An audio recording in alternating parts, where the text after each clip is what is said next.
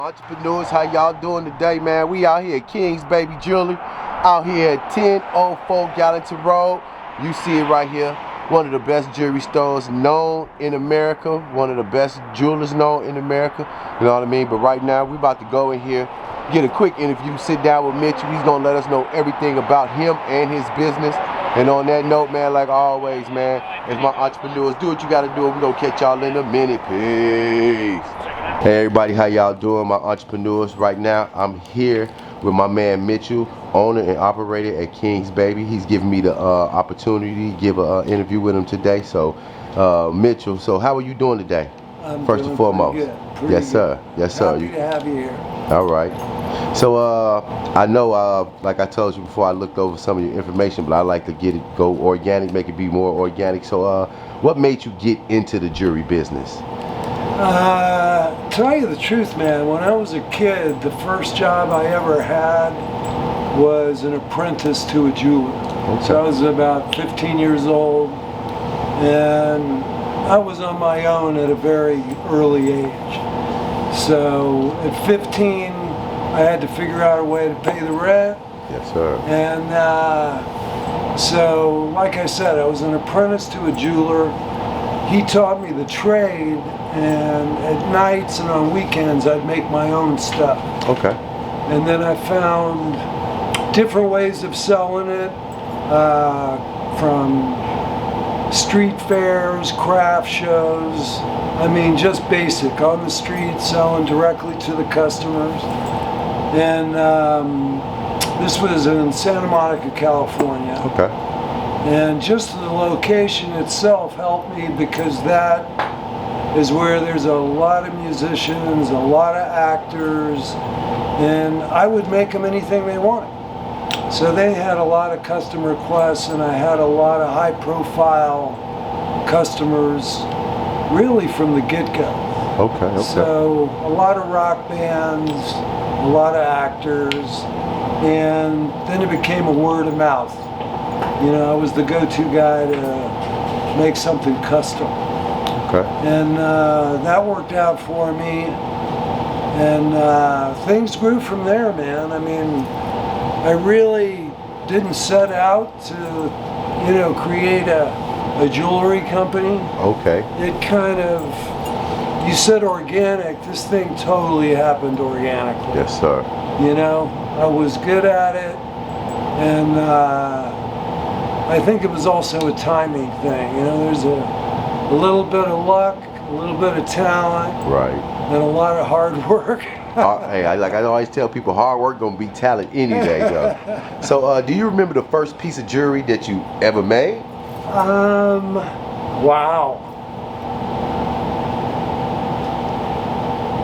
You know, one of the first pieces I made and sold was for Rolls-Royce of Beverly Hills. Oh man. Okay. They wanted me to make that Rolls-Royce emblem as a pendant. Whoa. For their customers in solid gold, so that every time they sold a car, they'd give them the Rolls-Royce pendant. So, how many pendants do you, so those things are a rarity right now. So if I saw somebody with a Rolls-Royce pendant. That would be a very collectible item. Oh, damn. Yeah, okay, yeah. Okay. I'd love to have one myself. Okay, so what kind of jewelry did your apprentice make?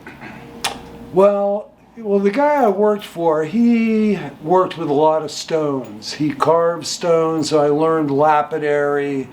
I learned the basics, soldering, fabrication, and I learned enough to more or less be self-taught until I reached the stage of, I'm making this too hard for myself. Let me go learn the proper way to do this. Okay. And so then I found some courses, and it was Cal State Northridge in California had a jewelry program, and that's where I learned the right way to do things.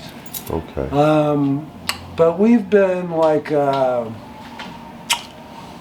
full production house from the beginning, meaning we would start with nothing, just an idea, and make it from scratch.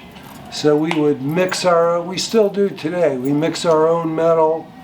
Every day at 6 a.m. we're melting metal, casting it, and most of our pieces are cast, and it's the lost wax method of casting.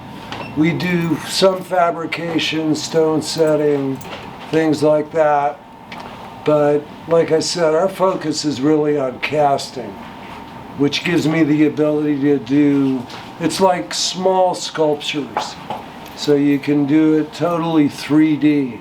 And now we just got into using these 3D printers that are revolutionizing the industry, because you can actually program your design and have these big printers print the wax, which we then cast into metal. It's funny you say that, because I actually just saw the Legion Stadium that they just built out there for the Las Vegas Raiders. That big cup in the back of the stadium, that's all 3D printed. That's supposed to be the biggest 3D printed image ever. It must be. Wow. Yeah. So yeah, I can imagine. So do the 3D print make the job easier, or is it more? Is it a learning curve? Is it challenging, or is this like? It's what you do with any tool, man. Okay. It's just a tool. Yes, sir. So, yes, sir. You know, if you're good at, you know, you got to learn how to use the tool, and then you got to master the tool, and all that takes time, man. It's that 10,000 hour kind of rule, you know. Sir. Yes, sir. So there's just, I haven't found a way to get around that, man. You just got to put in the hours. Yes, you know? sir. I totally understand So I learned how to use the printer, but I got a great team, man. I got a very, very loyal crew that's been with me. So I've got a guy that heads my casting facility. He knows the formula of my metal, how to melt it, what temperature, how fast, how slow. All these things matter when you're making jewelry. So it's the little things that add up to whatever you're making. Okay. And we're known for our quality and our craftsmanship. So like I said, everything is still handmade at the bench from start to finish. Start to finish, okay. You know, not a lot of companies in the U.S. do that anymore. Really hard to find. Most things are mass produced. China's really taken over the mass jewelry market. But I was lucky enough, you know, I was telling you, I was discovered by some of these famous people that got me on the map. And then another kind of lucky thing that happened to me was a buddy of mine was wearing a bracelet I made him, and he was shopping in Neiman Marcus in Beverly Hills. Okay. And on that particular day, the head buyer of Neiman Marcus was in the men's department and saw my buddy wearing this bracelet and asked him, "Where'd you get that?" And he told them all about me, gave him my info, and they called me that same day and asked me if I could fly to Dallas and meet with all the buyers at Neiman Marcus. Yes, sir. And at that time, Neiman Marcus had a department, it was called Men's Furnishings. And in those days, their best-selling item was a necktie. Well, nobody was fucking buying neckties anymore, right? Right. So they had all this beautiful showcase with nothing relevant to put in it. And I went there, and it was one of those meetings where they put me in a conference room, I laid out my samples, and the meeting started with one buyer and her assistant, and then they looked at my things, left the room, brought 3 more people back. That kept happening. All of a sudden the room had like 20 people in it. Sheesh. And the CEO of Neiman Marcus walks in, and she ran all of Neiman Marcus. And she started asking me, "Yeah, well, we want to put all this in all 27 stores, and when can you deliver?" And I started taking notes and writing down what they wanted. And I'm I'm not that great at math, but I could see this was adding up to some substantial quantity of pieces and money. So I excused myself from the meeting. It was on the top floor. And I went down to the street and I lit up a smoke and I called my mom, who was still living at the time, and I said, "Mom, I just wrote an order for over $1 million." Sheesh. And she congratulated me and then asked me, "How are you going to do that?" And I said, "I don't know, but I'll figure it out." So that was a real turning point in my career. Because at that time, Neiman Marcus was one of the most luxurious stores you could be in.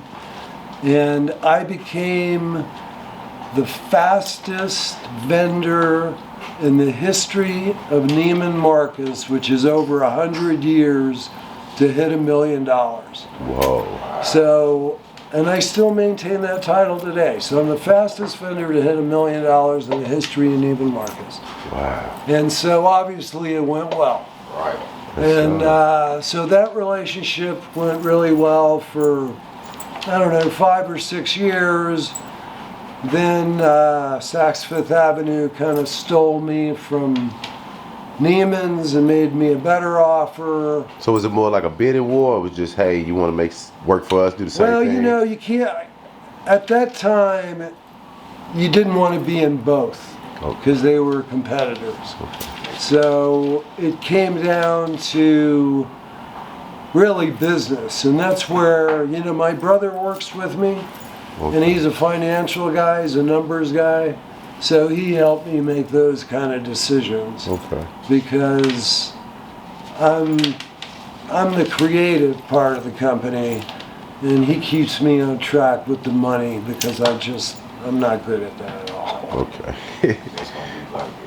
So it's a good balance. It's worked out well. He's worked for me for over 10 or 15 years now. That's pretty cool. Yeah. So it's nice. It's become a family business, really. I had no intentions of that ever happening, but my son really runs the whole Santa Monica facility. Okay.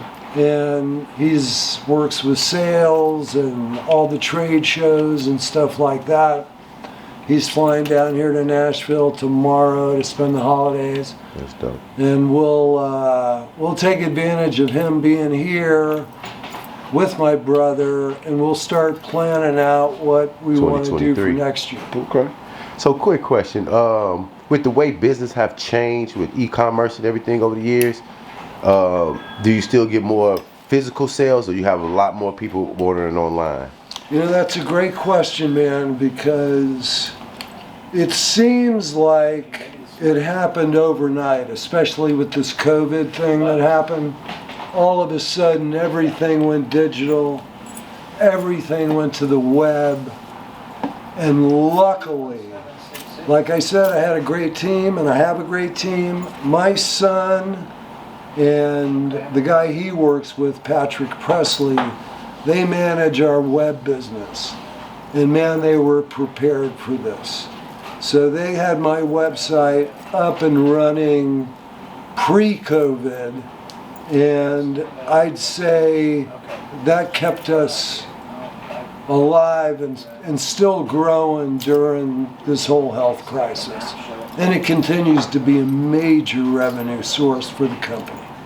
The stores do great, and I love to meet the customers, and there's nothing like walking in and trying on what you want to buy and feeling the weight of the jewelry, because my jewelry is very heavy compared to your conventional, typical jewelry store. Okay. So I never want to give that experience up.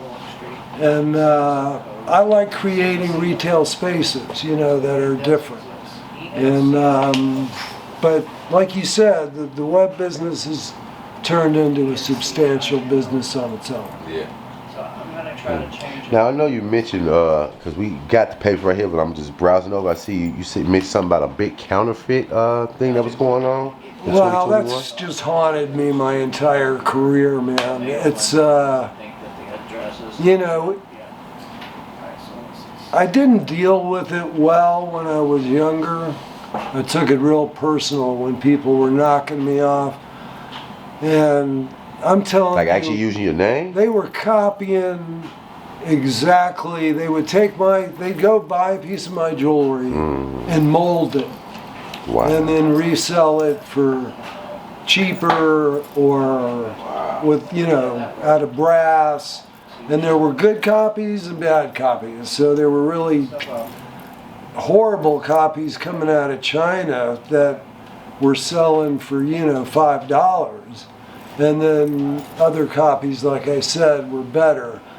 But it sure took me by surprise, until I figured out, I don't have a lack of creativity. I'm always thinking of new designs. So, as long as I'm able to get my stuff out on the market, getting knocked off is part of the game, because it doesn't pay. I mean, I've got the lawyers and the cease and desist letters, but all that is just cost of doing business, and it never works out in your favor. Because Financially, by the too. time, these guys, some of them are fly by night, they do it for a few months, they do it on the web. Also that's the other problem with the web, it's like the Wild West out there. So anybody can do anything, it's tough. But like I said, man, I just keep doing what I do, which is create jewelry. I let my team worry about how to battle all that shit. So how many stores do you have around the We have, in the U.S., we've got Santa Monica, Nashville, Las Vegas. There's one in New Hope, Pennsylvania. New Hope? I'm going to cut you off. I didn't know New Hope, because I follow another detailer. He be putting all these existing cars. I'm like, what's New Hope? But I know this is somewhere between D.C. and... Yeah, it's like a resort town. Okay. It's where people go for the weekend. It's, Northeast. So if you live in New York or Boston and you want to get away for the weekend, you go to New Hope. It's like a So what made you resort open these village. stores in just a few places that you named? Was this somebody, like once again, like a Neiman's Marcus came to you? Was it, or just something? They all happened, like I said, organically, Okay. man. I didn't go seeking them out. Like the New Hope was originally a customer who had a store in New York and one in New Hope, and she had carried all kinds of jewelry. But when she started carrying my jewelry, it sold more than anything else, so she decided to make it a King Baby only store. And then we made a deal for her to open up the New Hope Okay. as a King Baby flagship store. Okay. And that's worked out well. She's been open almost 2 years now, and it's worked out good. So it's kind of like franchising out the name? Exactly. Oh, it's Exactly. pretty cool. That's Yeah. pretty cool. So, I approve the design of the store, the layout. We still build all the display cases, Okay. and they just need to sell enough jewelry annually to keep the, The name. yeah. Okay, that's pretty cool. Okay. So I know, I heard you say in the United States. So what other stores do you have outside the country?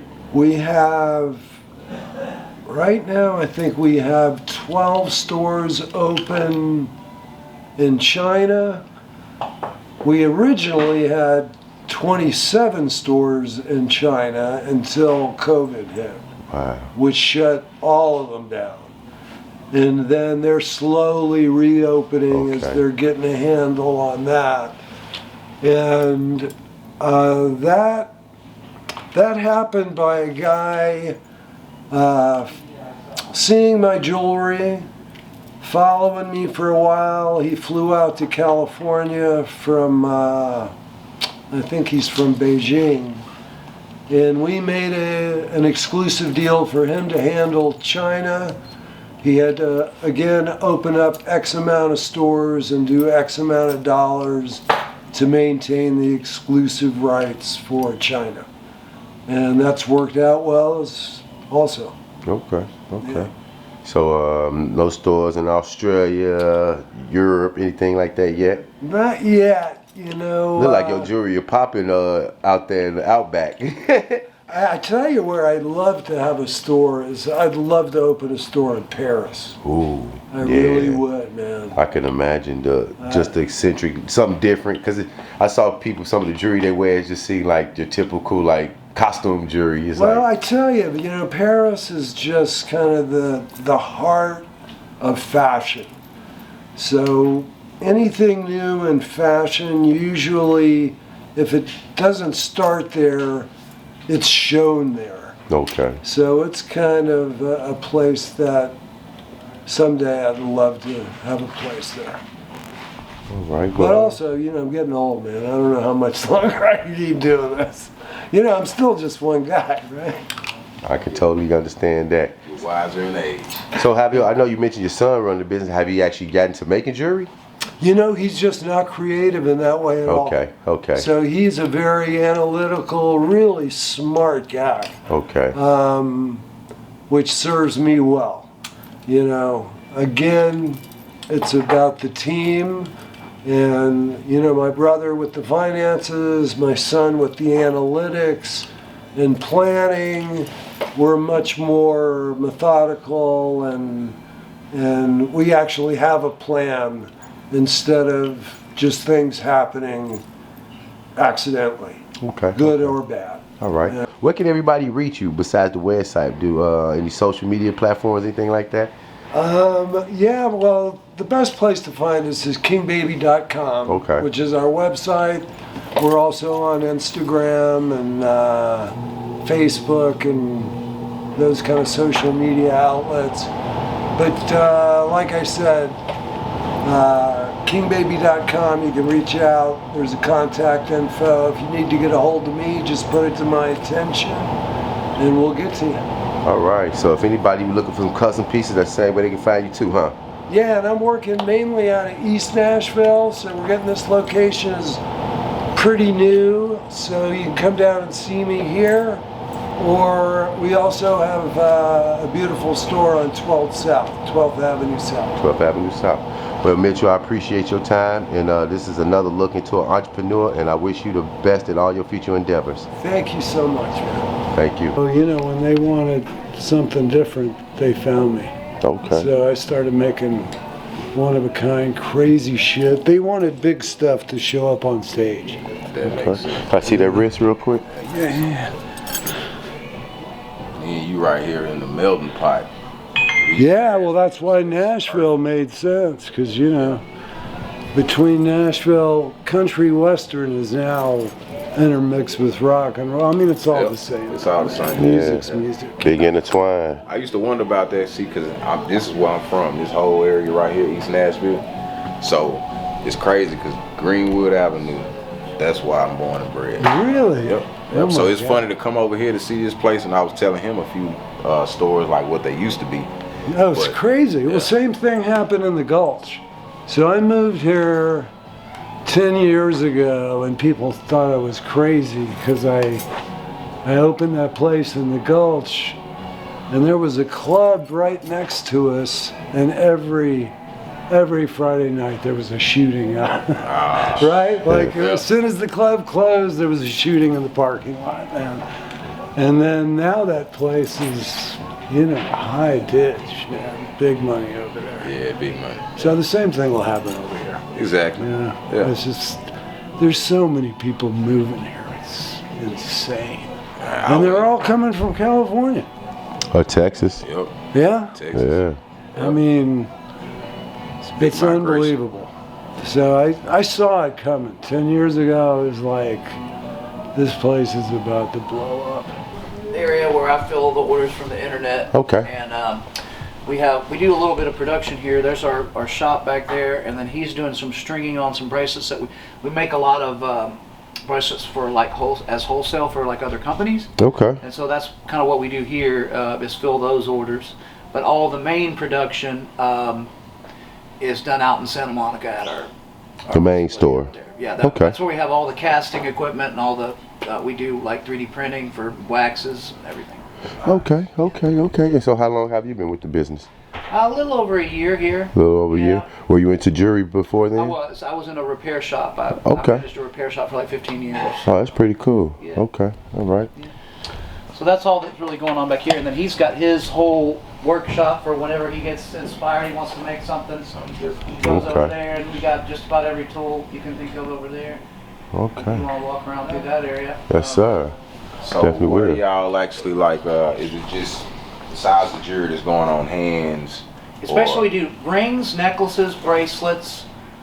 We do a couple of odds and end things like some combs and some little, like we have like a skull head statue. Other things that aren't just jewelry too, but mainly it's rings, bracelets, and necklaces. Okay. And then the occasional belt buckle, or we do lighters. You know, just whatever he comes up with. I mean, they've done all kind of unusual things. So, for instance, like could you add jewelry to like a vest or like for instance, I'm looking at those He hats does right there. some custom work, and I'll probably let him talk about that because I don't know exactly the parameters of that. But Gotcha. if you look over there, like there's a shifter knob that we made. You see by that anvil over there, Yep. that round knob. You know, he's done all kind of crazy stuff, whatever you can think of. But he can probably show you more around there. But yeah, if you have an idea, I mean, I know that we're pretty booked up on our custom stuff this year. I think we're spilling over into next year. But they'll come up with a drawing and make the wax, and kind of they can do something completely custom. Okay. So yeah. Slick right there. I think Yeah. I got some customers that really interested in like shit. Yeah, like I think that was like a motorcycle shift knob or something like that, or I don't remember exactly who that was made for. But we'll make like one-off pieces. Like some motorcycle clubs will want like a specific ring. We might make like 20 of them, stuff like that. But Cool. But yeah, he does a little bit of the leather work stuff because we make I forgot about that. We make some small leather goods like wallets and like money clip type things and stuff like that too. And then clothes, he's done a few, like a couple pairs of jeans with patches and stuff, and like a couple jackets. But it just depends on Whatever what's creativity, trendy or yeah. what's what he gets an idea for. Yeah. That's slick right there. I kind of get that Ed Hardy vibe. It's similar in some ways. I mean, he's been doing this for quite a long time. So I mean, he was completely doing it all on his own at once, and now we're built into this company. So anyway, I'm sure he can answer all that. Got So its y'all own did jacuzzi. you design it? Yeah, Oh, I okay. designed the whole thing. One of my customers built it, so we get to go on this. I mean, it's That's crazy. chef. That is crazy. I mean, it's nuts, man. All this from selling jewelry on the street. Wow. You know what I'm saying? Next time You can't go there, make folks, this shit up. Let us know how much a ticket it costs so we can get on. We should all go. Have Man. some fun. Yeah. You heard him, man. I've been so King landlocked. Baby The made. best thing about He said he made him a yacht. Is all you gotta do is like think, boy, I'd like a pina colada. And before you know it, there's a beautiful girl holding you. I mean, it's crazy. That's luxury. Yeah, that's it. That's the deal, man. You created that briefcase too. That's dope. Yeah, we do those, guitar cases, Wow. all kind of custom shit.